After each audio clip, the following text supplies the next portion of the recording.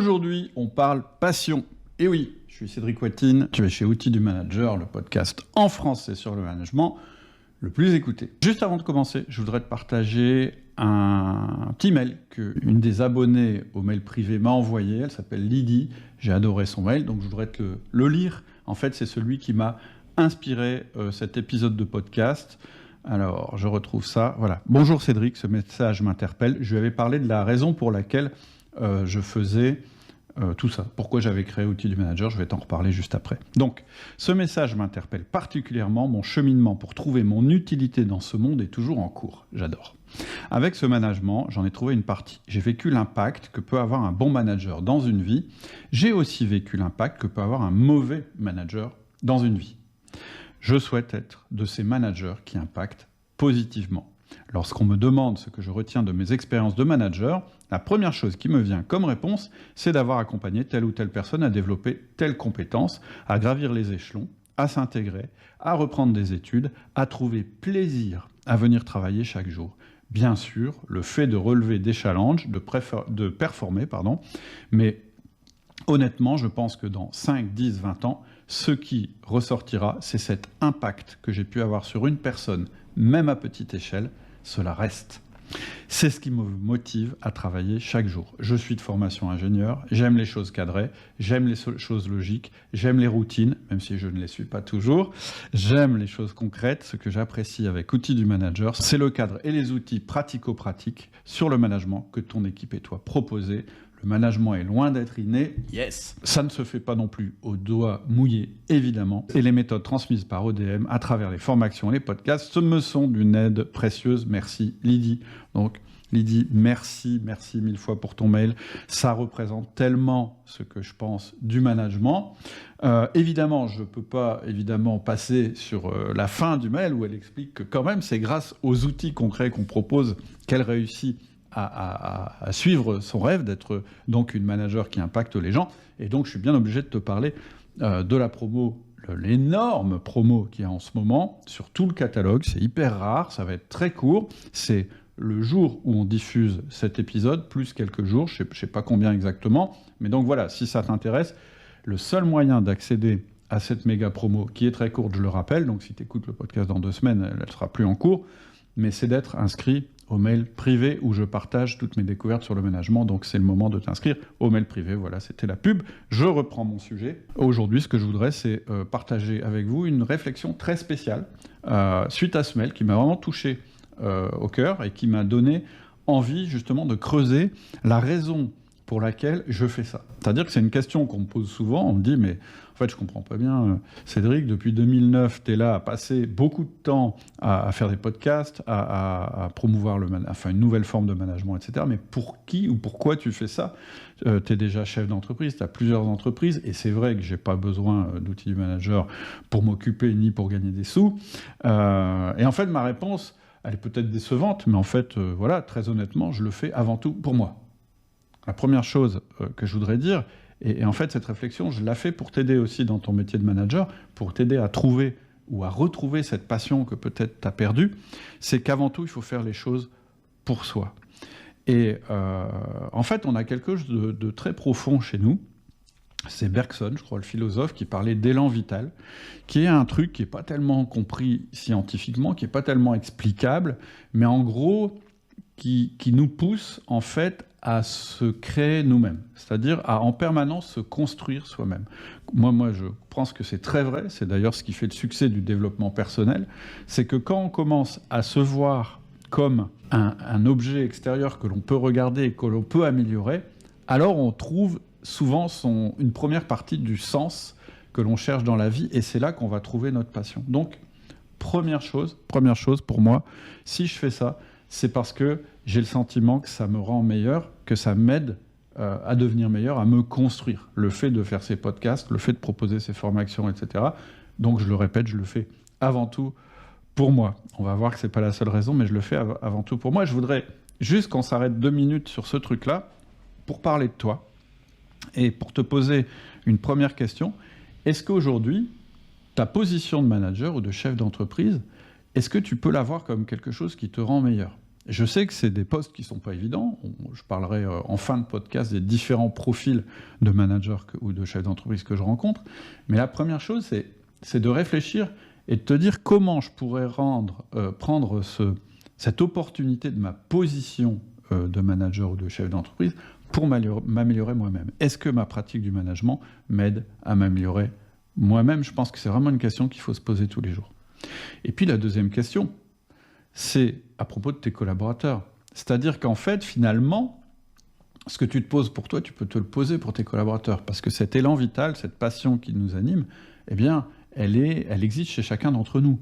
Et idéalement, ce serait quand même que tes collaborateurs la trouvent dans leur travail. Donc, question, est-ce que tes collaborateurs, dans leur travail, trouvent une occasion de se construire eux-mêmes, de se transformer, de se rendre meilleurs tous les jours? Donc, première chose, moi je pense que si je fais tout ça, c'est d'abord avant tout pour moi.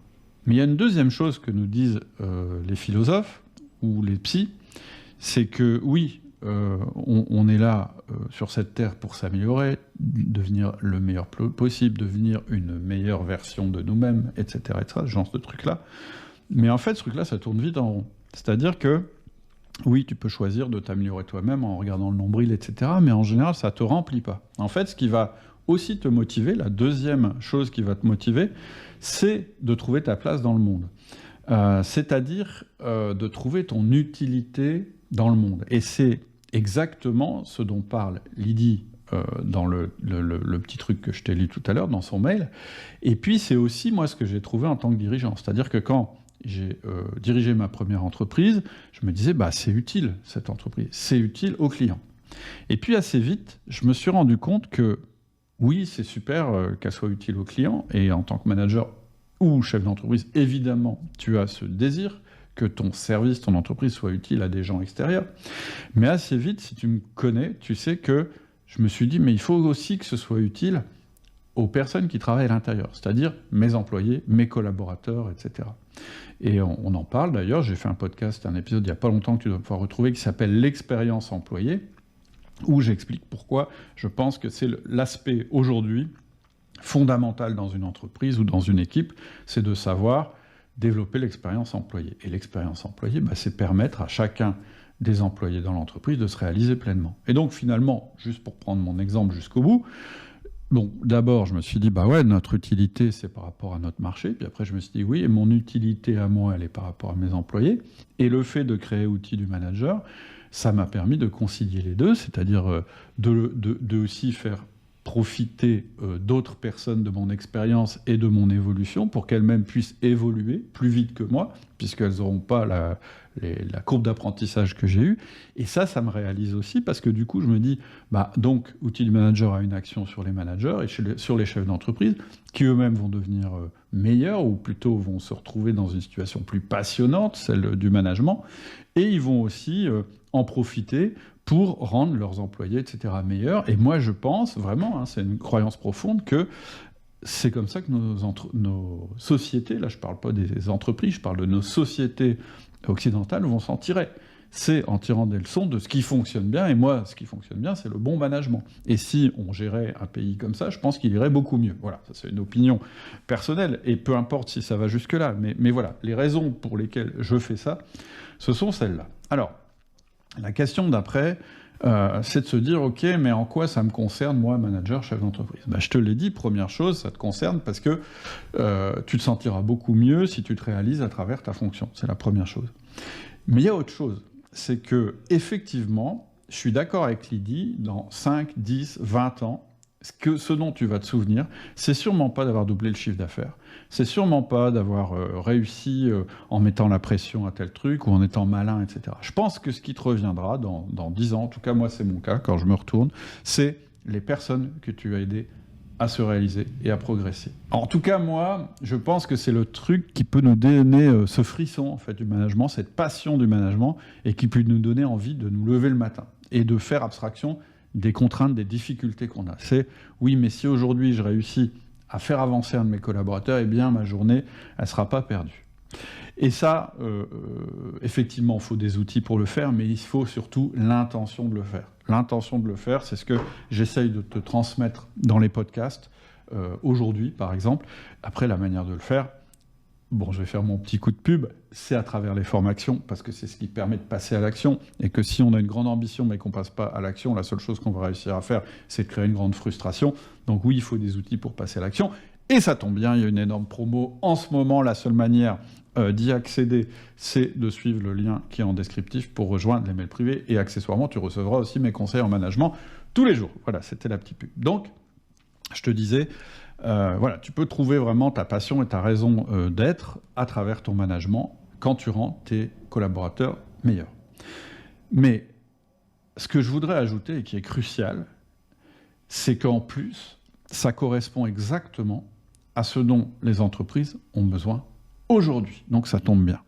Moi, j'ai une croyance absolument fondamentale qui est que le management à la pression, c'est has-been, c'est fini, c'est terminé. J'en parle depuis longtemps. Et je le constate tous les jours dans les entreprises, dans les miennes comme dans les autres, la pression, ça ne fonctionne plus. Pourquoi ça ne fonctionne plus ?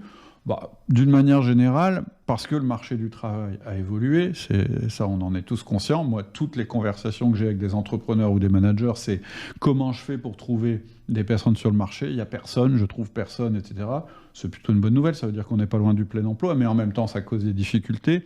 Et puis, les gens qui arrivent, ils ont des exigences surprenantes, c'est-à-dire ils veulent en plus que se réaliser dans leur métier, ils veulent en plus accéder à des connaissances, ils veulent plus avoir la pression, ils veulent plus être fliqués, etc. Et moi, je réponds, mais c'est normal, il n'y a personne qui aime être fliqué, il n'y a personne qui aime avoir la pression, et jusqu'à maintenant, le moyen d'obtenir de la performance, c'était de mettre la pression. Tu connais peut-être les 2 R du management, dont j'ai souvent parlé. Je dis souvent, si tu es manager et que tu ne sais plus quoi faire, réfléchis aux 2 R du management. C'est quoi les 2 R du management ? Ça vient d'une question, c'est une étude que j'ai faite auprès de chefs d'entreprise à qui j'ai demandé comment vous reconnaissez un bon manager. Leur première réponse, c'est quelqu'un qui obtient des résultats. Premier R du management, des résultats. Effectivement, en tant que manager et chef d'entreprise, ce que tu veux, c'est obtenir des résultats avec ton équipe. Mais une fois qu'on m'a dit ça, je reviens vers les chefs d'entreprise, je dis OK, mais est-ce que ça peut être obtenu au prix d'un turnover élevé, de collaborateurs qui tombent malades, qui ne sont pas bien, etc. Ah non, il faut aussi que l'équipe, elle reste là, parce que le turnover, ça coûte cher, etc. Et donc le deuxième R du management, c'est la rétention, que les gens restent à l'intérieur de l'entreprise ou de l'équipe. Jusqu'ici, rien de nouveau.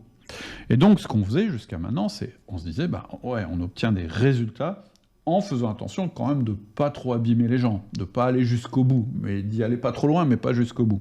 Ça, c'est le management à la pression, c'est-à-dire, je cherche avant tout des résultats, c'est mon premier objectif, mais je me rends compte que quand j'y vais trop fort, j'abîme les gens, donc je vais essayer de les abîmer moins ou de les retenir, retenir en leur mettant des primes, des machins qui font qu'ils ne peuvent pas quitter l'entreprise. Ça ne marche plus aujourd'hui.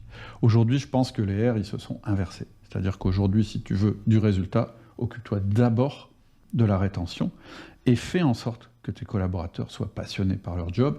Tu n'auras plus besoin de mettre des systèmes artificiels pour les retenir. C'est leur job qui les motivera. C'est ça qui fera qu'ils viennent à l'entreprise et c'est ça qui fera qu'ils vont réussir et donc ils vont obtenir des résultats. Et donc, il faut vraiment inverser sa pensée à ce niveau-là. Ça paraît un peu flou quand je le dis, mais qu'est-ce que ça veut dire en vrai ?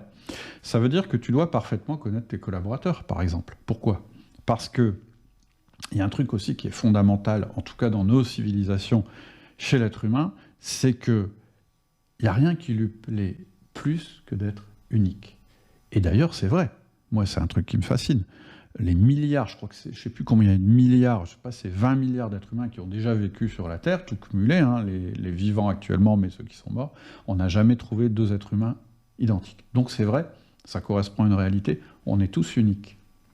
Et donc, on aime être unique, on aime être considéré pour qui on est fondamentalement. Donc, une des premières choses que tu dois comprendre chez tes collaborateurs, c'est qu'est-ce qui, dans leur tête, les rend uniques ? Qu'est-ce qui leur plaît particulièrement chez eux ? Et donc, si tu réussis à concilier leur mission avec cette volonté d'être unique sur ce critère-là, eh bien, tu vas avoir des gens ultra motivés qui ne vont pas partir. Ça paraît flou, donc je vais te donner un concept qui est un peu moins flou, c'est la zone de génie. La zone de génie, c'est la zone où on adore performer. C'est-à-dire qu'on est en réussite quand on est dans cette zone-là en général. C'est-à-dire qu'on a tous des choses qu'on n'aime pas faire ou qu'on aime faire, c'est un premier indicateur. En général, ce qu'on aime faire, c'est là où on est bon. Mais il y a aussi l'indicateur de est-ce que j'ai les compétences pour cette zone-là, etc., etc. Et donc, la question, c'est vraiment la question fondamentale pour un manager, c'est comment je fais pour mettre mes collaborateurs dans leur zone de génie. Parce que c'est là qu'ils vont être le plus heureux, donc ils ne vont pas me quitter, donc j'aurai pas de turnover, donc j'aurai pas besoin de mettre des systèmes artificiels pour les motiver, ils seront motivés par le travail, et ils vont fournir des résultats. Donc on gagne à tous les coups, et donc l'idéal, c'est de les mettre dans leur zone de génie et d'alimenter ça en leur permettant d'être meilleurs chaque jour dans leur zone de génie. Et donc ça, c'est l'autre réflexion. Ce que je te propose, c'est quand tu réfléchis à tes collaborateurs, est-ce que tu penses vraiment qu'ils sont tous, chacun, dans sa zone de génie ? Juste une remarque à ce stade, c'est que la zone de génie, c'est pas arriver et dire à vos collaborateurs « Eh les gars, qu'est-ce que vous aimez faire ? On va refaire... » Parce que là, tu vas avoir des gens qui vont dire « Bah moi j'adore le contact client. Ah oui, j'adore. Ah mais je veux pas ces clients-là, parce que eux ils sont méchants, et puis j'aime pas m'occuper des clients méchants. » Non, c'est pas ça la zone de génie. La zone de génie, ça veut pas dire que tout va être facile dans ton poste. C'est la subtilité qu'il faut comprendre. Parce qu'en fait, quand tu es dans ta zone de génie, il y a des choses qui sont difficiles à réaliser. C'est-à-dire que la mission qu'on va te donner va t'obliger à travailler parfois dur et à te faire violence, etc. Mais ce sera plaisant. Pourquoi ce sera plaisant ? Parce que ce sera pour quelque chose qui va t'améliorer toi-même. Et aussi parce que c'est comme ça que tu vas trouver ton utilité dans l'entreprise. C'est ce que je disais tout à l'heure à mon sujet, en disant moi je fais avant tout ça pour moi, parce que je sens que ça me développe, mais je fais aussi ça parce que je me sens utile dans le monde. Ton collaborateur, c'est pareil. Il doit se sentir utile dans la boîte. Donc, oui, ça va être difficile par moment, mais ce sera du travail difficile qu'il fera avec plaisir, parce que ça lui donne une utilité dans la boîte. Et au final, c'est ce qui lui permettra de devenir un héros dans sa boîte. N'hésitez pas à écouter mon épisode qui s'appelle « Faites de vos collaborateurs des héros », parce que je pense que c'est vraiment la manière de faire performer les gens en les motivant. J'ai conscience que c'est une vision radicalement différente de celle qui prévaut encore sur le marché, mais je suis absolument persuadé que c'est la voie de l'avenir.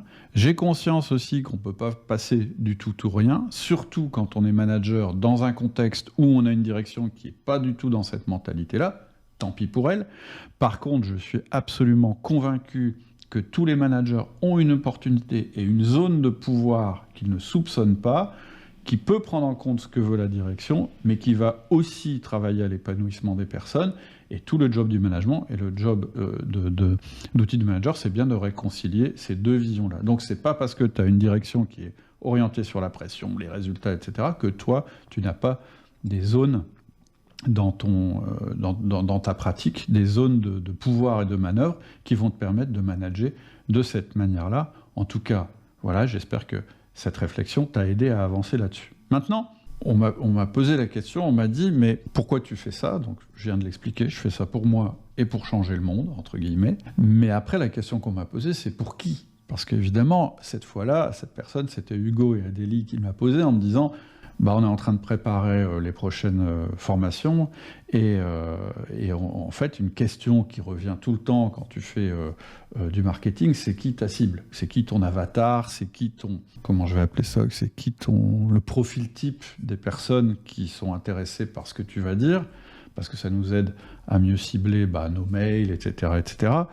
Et là, j'avoue que je suis jamais très à l'aise par rapport à cette question, parce que, je suis un individu unique, je n'aime pas être mis dans une case, et donc je me dis que toi, c'est pareil, qui m'écoute, et donc c'est un exercice pour moi qui n'est pas facile, et donc moi, je m'en étais sorti par une pirouette en disant, en fait, notre cible, c'est les gens qui ont envie de s'améliorer en management. Réponse facile. Mais je me suis dit, non, je vais aller un peu plus loin, et je vais essayer de travailler sur des profils types. Alors évidemment, je te les propose, mais l'intérêt en te les proposant, c'est que tu puisses t'identifier à l'un ou à l'autre, ou à plusieurs, ou à un mix de ces gens-là, et que tu puisses me dire si ça te correspond ou pas. Et pour chacun, voilà, il y a des choses à faire qui sont assez évidentes. C'est la première chose qui est à faire pour réussir à évoluer et à faire changer sa manière de manager. Donc je pense que c'est un exercice qui est intéressant. Donc j'ai identifié 9 profils types que je te propose. Je leur ai donné des prénoms. Donc la première, c'est Lucie. On va l'appeler comme ça. Lucie, elle est manager et elle est perdue dans sa prise de poste. C'est-à-dire qu'en fait, elle vient d'arriver dans une entreprise et en gros, elle a la pression de son boss qui lui dit, ou plutôt elle ressent la pression, il lui dit pas forcément, ça s'est bien passé à l'entretien, mais un boss, quand tu rentres dans une boîte et que tu es nouveau ou nouvelle, ce qu'il veut, c'est être sûr de ne pas s'être trompé dans son recrutement.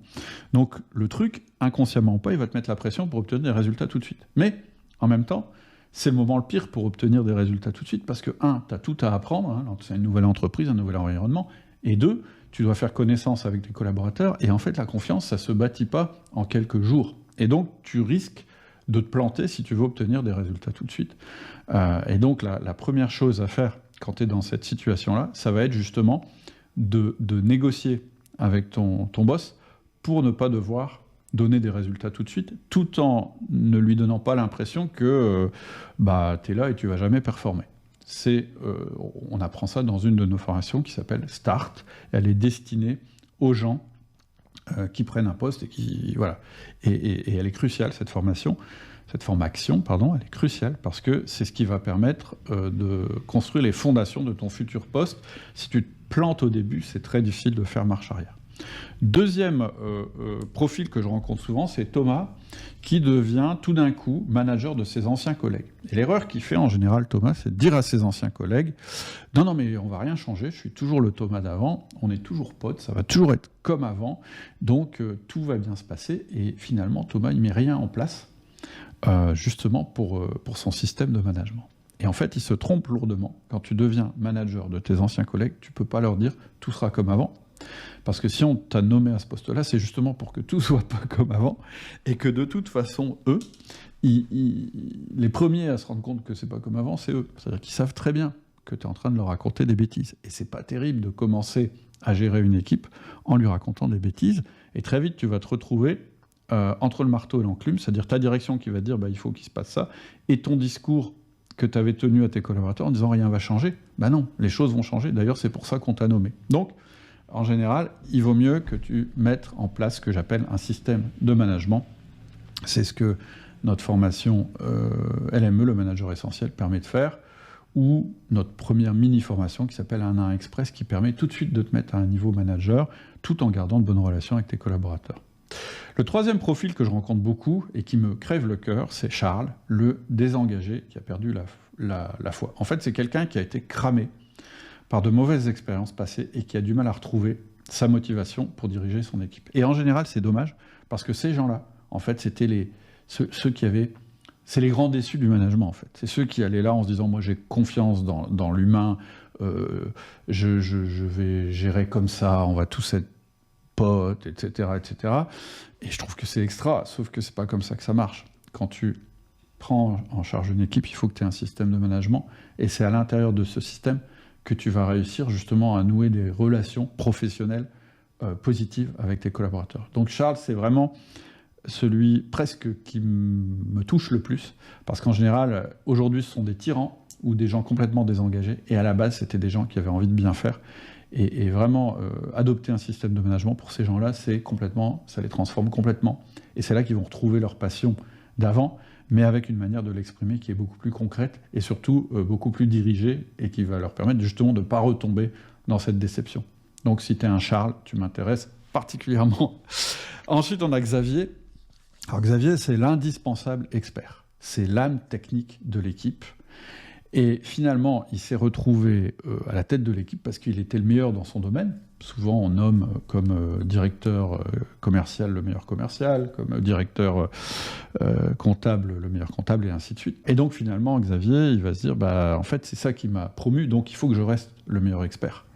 Et le problème, c'est qu'en ayant cette croyance, finalement, il va se rendre totalement indispensable à son équipe et esclave de son équipe, c'est-à-dire qu'il va se mettre dans la case ressources, il sera constamment sollicité, et finalement, il n'aura pas appris à manager. Et donc, il y a vraiment un switch extrêmement important, un changement de paradigme que Xavier doit avoir quand il est nommé manager. C'est que désormais, ce qui compte, c'est plus son expertise. Elle va l'aider, évidemment, mais c'est plus ça qui compte. Ce qu'il doit développer, c'est sa capacité à manager et à déléguer. Et donc, son objectif, ça va être que ses collaborateurs deviennent meilleurs que lui. Et ça rejoint ce que je disais tout à l'heure, quand je disais, Xavier va retrouver sa place dans le monde en rendant les autres meilleurs et en étant à la tête d'une équipe de héros, et il va permettre à ses collaborateurs de trouver leur place dans le monde en devenant des meilleurs experts que Xavier ne l'était à l'origine. Ensuite, on a Anna. Anna, c'est la bordélique. En fait, elle est dynamique, elle a plein d'idées, elle a tout fait comme ça à l'arrache, etc. Et ça a toujours marché tant qu'elle était toute seule. Le problème, c'est quand tu te retrouves à la tête d'une équipe, c'est insupportable pour l'équipe que tu sois bordélique. Tu tiens pas tes engagements, les projets changent tout le temps, tu réponds pas aux mails, tes réunions démarrent en retard, elles finissent en retard, etc. Donc à Anna, ce que je vais conseiller en premier lieu, c'est d'apprendre à s'organiser. On a un super outil pour ça qui s'appelle SOR, Système d'organisation réaliste, c'est notre best-seller. Ça permet de plus jamais être en retard dans tes mails, ça permet d'avoir du temps, de dégager du temps. Et une fois que tu as dégagé du temps grâce à SOR, Système d'organisation réaliste, tu vas pouvoir mettre en place ton management en démarrant soit par un Express ou par LME, le manager essentiel. C'est mon conseil pour Anna. Et enfin, Anna, si elle réussit ça, si elle réussit à se canaliser, à s'organiser, là, elle va pouvoir donner sa pleine puissance. Et elle va vraiment pouvoir aider son équipe. Ensuite, on a Carole. Alors Carole, elle est envahie par les problèmes de ses collaborateurs. Elle est tellement impliquée dans le bien-être de son équipe qu'elle a du mal à déléguer et à faire respecter les limites. Et en fait, elle est en permanence envahie par ses collaborateurs. Et elle n'en peut plus parce que, je ne sais pas si tu as remarqué, mais les gens en ce moment, ils ont de plus en plus de problèmes. Je ne sais pas si c'est à cause des médias, enfin en tout cas moi on me dit ça, c'est que j'ai de plus en plus de managers qui me disent mais attends, mes collaborateurs ils viennent me voir, ils ont des problèmes et je suis censé les résoudre et pourtant c'est pas pour ça que je suis devenu manager, etc. Donc Carole c'est pareil, ce qu'il faut c'est qu'elle structure son management, qu'elle compartimente son temps, qu'elle accorde du temps à ses collaborateurs mais avec des limites et que ces limites soient bien claires et que quand elle est dans ses limites, elle soit complètement dédiée à l'écoute de son collaborateur, mais qu'en dehors de ses limites, son collaborateur soit autonome et elle aussi. Et ça, c'est ce qu'on apprend aussi dans LME, le manager essentiel. Pour les Carole, c'est en général salvateur. Parce que sinon, les Anna, Xavier, Carole, en tout cas ces trois-là, ce qui est sûr, c'est que la fin, ça va finir par un burn-out. S'ils ne mettent pas en place un système d'organisation de management, ce sera le burn-out pour eux, ce qui est quand même un peu dommage. Ensuite, un truc on m'interroge souvent, c'est le manager sans pouvoir hiérarchique. Donc ça, c'est l'exemple de Adrien. Adrien, il est par exemple chef de projet. Et il me dit, ouais, mais moi, mon problème, c'est que je ne me fais pas respecter de mes collaborateurs parce que je n'ai pas de hiérarchie. Ou bien, j'ai une mission transversale. Je suis au RH, je dois gérer des gens, mais ils ont eux-mêmes un hiérarchique, etc. Et donc, la croyance des Adriens, c'est, puisque je n'ai pas de pouvoir hiérarchique, je ne peux pas faire de management. Et moi, ma réponse est au contraire. Les gens qui ont du pouvoir hiérarchique, je leur dis de jamais s'en servir.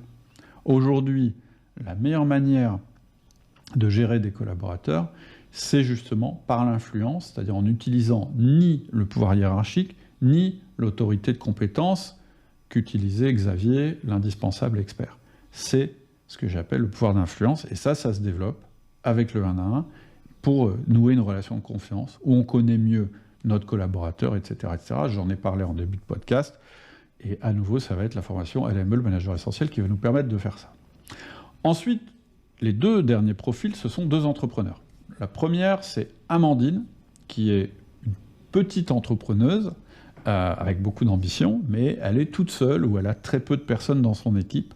Et en fait, elle gère tellement tous les aspects de sa boîte que dès qu'elle s'arrête, en fait, le chiffre d'affaires baisse. Et en fait, au début, c'était excitant, mais là, elle se retrouve dans la roue du hamster de l'entrepreneur, qui lui fait furieusement penser à la roue du hamster qu'elle a quittée pour devenir entrepreneur, sauf que maintenant, tout repose sur elle. Donc c'est encore pire que quand elle était salariée. Et donc, Amandine, ce que je lui conseille, ça va être d'augmenter les performances de son entreprise pour atteindre ce que j'appelle la taille critique. Il y a une taille critique dans une entreprise entre 5 et 8 personnes, qui va permettre justement qu'elles puissent déléguer, ne plus être là au quotidien, etc. etc. Et c'est ce qu'on va proposer dans une formation qui s'appelle BAC, B-A-C, Business Accelerator. Et le dernier profil, c'est Robert. Robert, c'est un dirigeant, donc peut-être plus grosse entreprise, mais pas plus libre qu'Amandine par rapport à son entreprise, constamment sous pression. Donc il est tout le temps pris dans le quotidien de sa boîte, il n'arrive pas à déléguer, il n'arrive pas à s'en sortir, et donc il ne peut pas travailler sur sa boîte, il travaille dans sa boîte, ce qui est la pire chose à faire quand tu es dirigeant. C'est-à-dire que quand tu es dirigeant, tu es censé travailler sur ta boîte et pas dans ta boîte. Si tu es dirigeant et que tu travailles dans ta boîte, tu n'as pas une boîte en fait, tu as un job. Et un des pires jobs qui soit, puisque tu as le risque et en plus l'implication quotidienne. Donc, et puis l'autre chose qui lui met la pression à Robert, j'allais oublier, c'est que le monde il devient de plus en plus compliqué, de plus en plus incertain, etc. Donc le travail devient de plus en plus compliqué. Et la seule sortie pour Robert, pour qu'il s'en sorte, ça va être de se libérer de son entreprise pour la libérer. Ça veut dire qu'il va devoir sortir de l'équation, ne plus être utile au quotidien, et mener des actions qui vont lui permettre de transformer sa boîte pour qu'elle s'adapte automatiquement au marché. On appelle ça une boîte antifragile. Et ça, il va le faire à travers une nouvelle manière de pratiquer le management. On apprend tout ça dans une de mes formations pour les entrepreneurs qui s'appelle LEL, l'entrepreneur libéré. Donc, voilà, c'était les 9 profils. Peut-être que tu te reconnais dans l'un de ces profils, ou peut-être que tu reconnais des collègues, ou peut-être ton boss. En tout cas, ce que je veux que tu saches, c'est que tu n'es pas seul, et que tout le travail d'outil du manager, c'est justement, si tu fais partie de ces profils, ou que tu en cumules plusieurs, c'est de t'aider à franchir ta prochaine étape, c'est-à-dire à devenir plus organisé, plus libéré, moins envahi par tes collaborateurs, ou d'accélérer ton business, ou de te libérer de ton business. Et ça, tout ça, on le fait à travers le catalogue de nos formations.